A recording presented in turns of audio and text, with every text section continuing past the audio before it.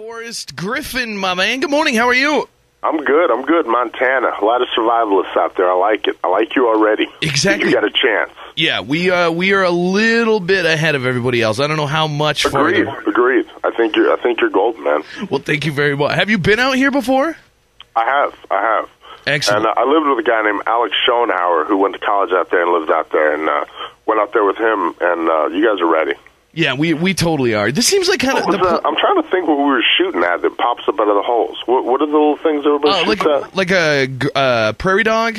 Yes, a prairie gopher. dog. Yeah, we shoot at anything that pops up out of holes here. It's like people, whatever. That's what I think that when I go out to bars here all the time. I always go to a bar and I'll see these big tough guys, and I'm like, man, what would happen if a UFC fighter came to Montana? I'm like, it would go down because everybody here's ready to fight. I love it. Obviously, you would. Speaking of survival, stabbing somebody in the throat. Yeah, happening. Something crazy would go down. Let's talk a little bit about your book here. Tell us the title of your book is "Be Ready When the Beep Goes Down: A Survival Guide to the Apocalypse." That is correct, sir. Was it just you couldn't find enough words for the title, or? All right, the actual title. Let me get right to this. The actual title, and I don't know why, but marketing decided this didn't work. Was "You Better Be Ready When it Goes Down: Forrest Griffin's Guide to the Apocalypse and Other Stories That Don't Involve Bunnies." A love story.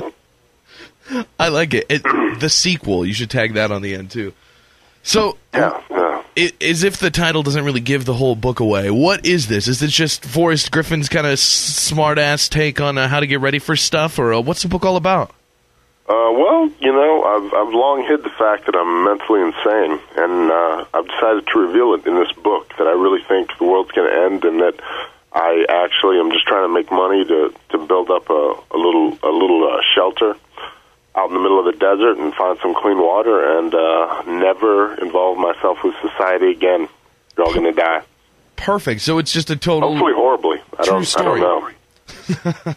What is it? Is it a comedy book? How do you classify it? If somebody says, like, what is this book? It is a survival guide. It is the single most important piece of literary material you will ever read in your life.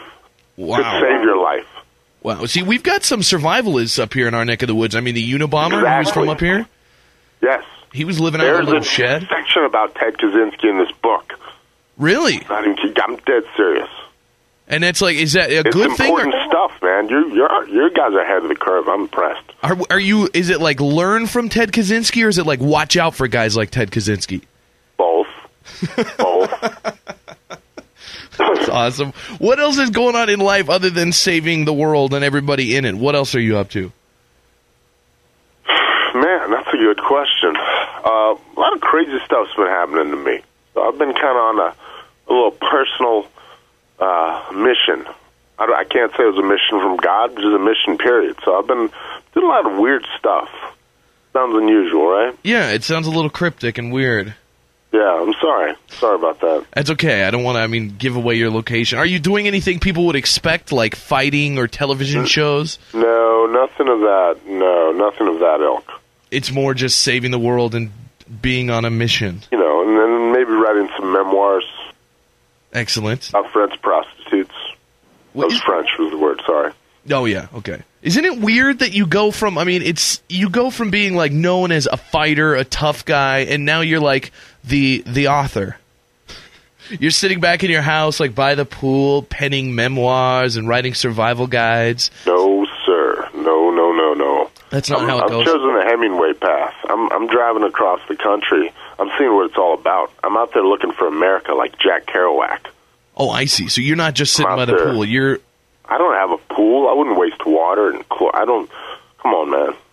You're not wasting the water. Do I look like I have a suntan? Do I look like I've ever laid out by the pool? Look at me. I'm translucent. Well, you don't. Normally, I wouldn't think you'd lay by the pool, but now the new author, Forrest Griffin, I thought maybe spend some time by the pool. The author, Forrest Griffin, is basically reciting stuff into a tape recorder under a bush in the middle of the desert, like chasing rabbits and trying to determine if he can eat the snake he just killed. You've got to. Are you a fan of, like, Bear Grylls and Survival Man and those shows? Oh, yeah. Fan doesn't really describe what I am, but I mean, I look to those guys for life, and I really do like those shows a lot. So do I. You got Will Ferrell did an episode with Bear Grylls. It was the best ever. Yes. When are you going to do one? When are you going to get out there with those guys? It needs to happen because I've been practicing. You know, if he takes me somewhere cold, I'm screwed. But if we go, like, to some desert train or something, I'll be all right, man. See, that's the thing. I want to bring you somewhere cold. Like, you need to come up here to Montana and go through, like, we've got 100-degree summers, you know, you can deal with. But then it drops down to, like, 30 below zero and 4 feet of snow on the ground. Yeah, I've never, like, you know where Georgia is, right? Yeah, I've heard of it. They have peaches. Yeah, I don't go north of there. Oh, okay. That's crazy talk. That's not for you. Not in the winter anyway. So. Yeah. It's probably better that way. So the new book that's got the really long title, essentially Your Survival Guide to the Apocalypse, it's out today. Do you think this is going to have any sort of impact on society? Like, do you see this wave of, like, in a week, everybody's going to be changing the way they live? It's going to save lives. How many? Let's put a number on this. How many lives do you see? Hopefully not that many. I mean, the apocalypse has to kill the majority of us. There's too many people using too much stuff, you know?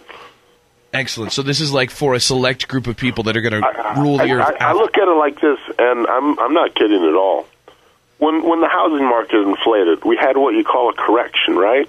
Yeah. Well, right now, the number of people on this country, on this planet, is inflated. There's too many people using too much stuff. Doesn't it just all feel a little too easy? You know, you get out of bed, you go sit in your car, you sit in your car at a drive-thru, you drink your coffee, or in my case, I go eat a bunch of food, and then I go to an air-conditioned gym and run on an electric treadmill and just burn more energy to burn off the additional food I ate, and everybody does that. So you got 300 million people doing the same thing.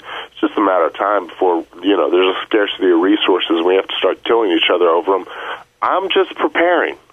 I'm just getting ready because I know it's coming. Are you looking forward to that day, or are you just getting ready for it? You know, in 7 when the guy was killing people because God told him to? Yeah. And they asked him, you know, you're sick, you enjoy your work, and he said, hey, there's nothing wrong with enjoying your work, you know? That's kind of how I feel. I see. If you got to do it, at least do it well and enjoy what you're doing. Yeah, you know, I mean, it's coming either way. You can enjoy it or you can hate it, and I enjoy it. Excellent. Well, hey, hopefully you can help us up here in Montana. I want to wear your skin. When the apocalypse comes, be ready when the... Hey, there really is a section on how to prepare people meat. Really? Yeah, it's important. You need to know that. You were on the ball with helping everybody out here, Forrest Griffin. Be ready when the goes down, a survival guide to the apocalypse. It's out today. You can buy it. You need to buy it if you want to live. Really. Yeah, and you're good, man. You're golden in my book. People from Montana, they're survivors.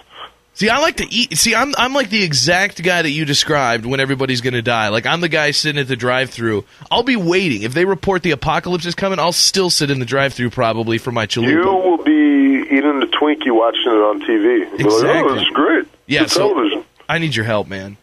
You need to come up here and just protect me. Well, you're already in the right place. I can't help you. You know, you can lead a horse to water, but you can't rape it. What? Maybe you can. I don't know. But Forrest anyway, Griffin, you're in the right place. You got that going for you. Thank you very much. You are hilarious. Pick up the book, Forrest Griffin. It's good talking to you, man. Have a great morning, dude. God bless. The Big J Show. Weekday mornings from 6 till 10 on Billings' #1 hit music station, Hot 101.9.